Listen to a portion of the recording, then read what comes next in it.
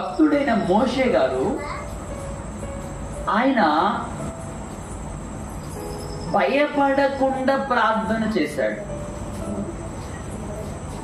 భయపడకుండా దేవునికి మొరపెట్టాడు. సముద్రానికి భయపడలేదు, వెనకాల వస్తున్న శత్రువులకు కూడా భయపడలేదు.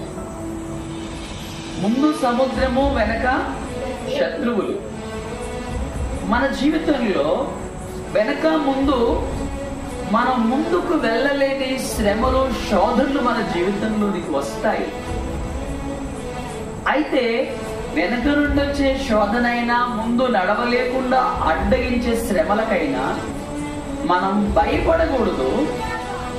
మనము ప్రార్థన చేయాలి. మనం ప్రార్థన ద్వారా ముందుకు వెళ్ళడానికి దారి దేవుడు వేస్తాడు. శోధనలు అనేవి మన జీవితం